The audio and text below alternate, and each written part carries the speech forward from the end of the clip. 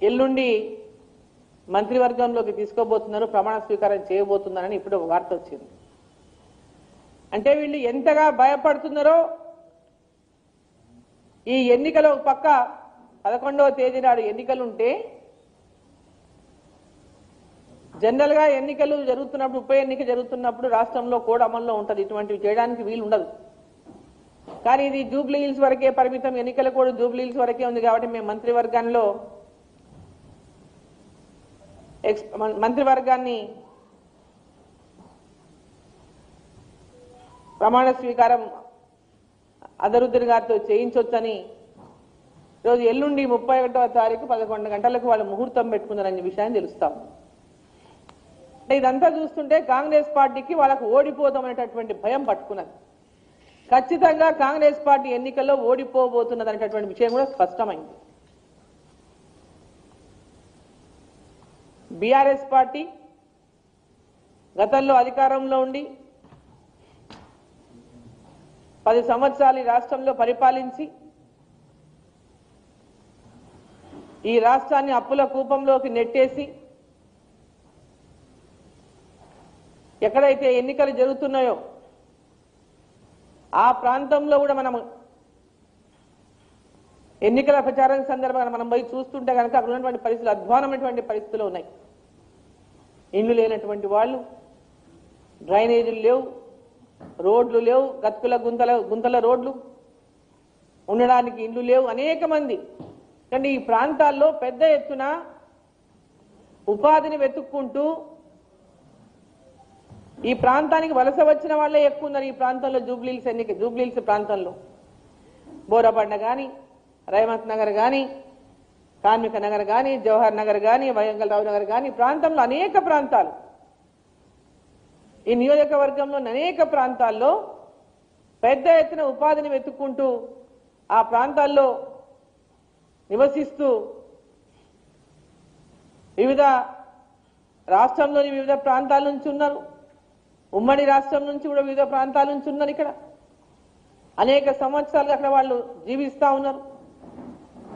వారందరూ కూడా గత 10 సంవత్సరాలు కేవలం మాటలతోనే వాళ్ళు పొట్ట నింపితే ఇప్పుడు అధికారంలోకి వచ్చినటువంటి ప్రభుత్వం 6 గ్యారెంటీల పేరు మీద మోసం చేసి అధికారంలోకి వచ్చింది ఇప్పుడు ఉన్నటువంటి కాంగ్రెస్ ప్రభుత్వం.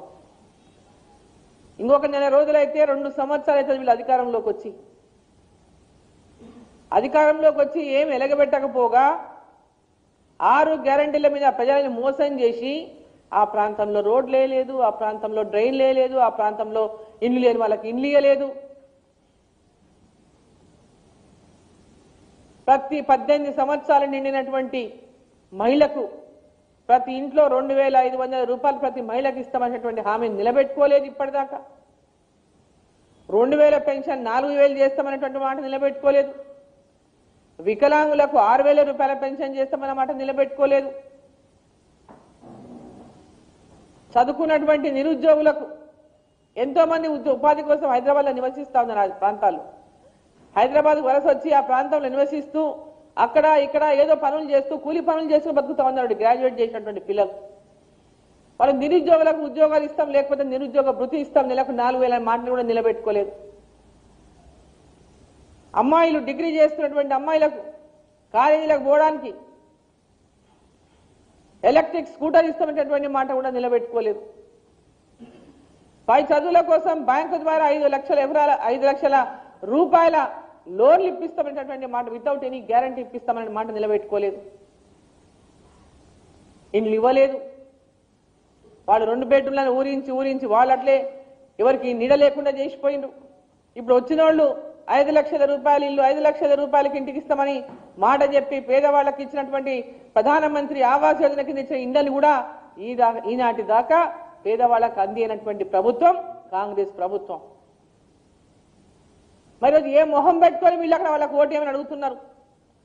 వీళ్ళు ఏం ఉద్ధరించిందని చెప్పి వాళ్ళ ఓటు ఏమని అడుగుతున్నారు? ఆ జూబ్లీ హిల్స్ ఎన్నికల్లో కాంగ్రెస్ పార్టీకి ఓటు అడిగే అర్హత ఉందా? అసలు ఓటు అడిగే హక్కు ఉందా? అసలు 2 సంవత్సరాలుగా ప్రజలకు ఇచ్చిన హామీని నిలబెట్టుకోకుండా మోసం చేసినటువంటి మీకు ఆటో వాళ్ళకు సంవత్సరానికి 12,000 ఇస్తామని మాట ఇచ్చిండ్రు.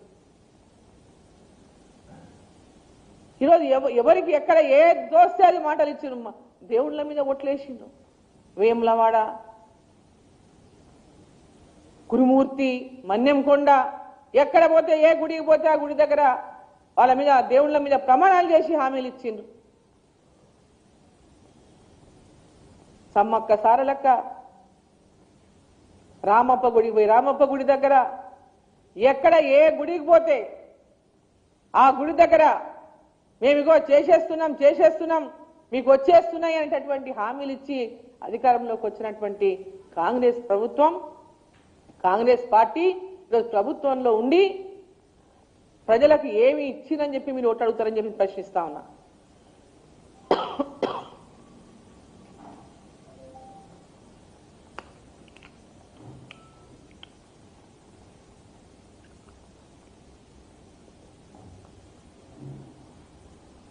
నిన్న మేము క్యాంపెయిన్ చేస్తూ ఉన్నాం అన్ని ప్రాంతాల్లో. అక్కడ ప్రతి ఒక్కరు కూడా భారతీయ జనతా పార్టీకి ఓటేయడానికి వాళ్ళు పెద్ద ఎత్తున వాళ్ళే స్వయంగా వచ్చి వాళ్ళు చెప్తా ఉన్నారు, మేము భారతీయ జనతా పార్టీకి వేస్తాం ఈసారి ఓటని. వీళ్ళేమో ముస్లింల ఓటర్లను నమ్ముకొని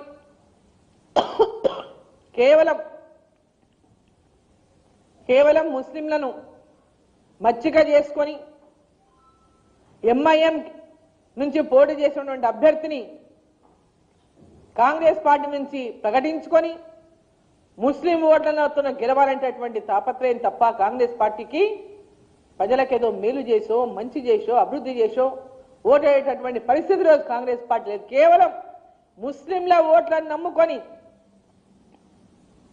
తాయిలాలు ఇచ్చుకుంటూ ముస్లింలకు అనేక తాయిలాలు ప్రకటిస్తూ ఈరోజు అజరుద్దీన్ కూడా అదే ఇన్ని రోజులు గుర్తురాలే ముస్లింలకు మంత్రి పదవి ఇవ్వాలని.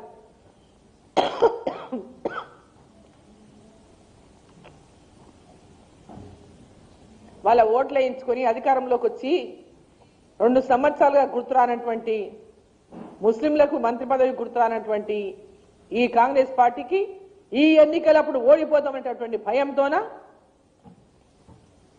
అజరుద్దీన్ గారికి ఇవాళ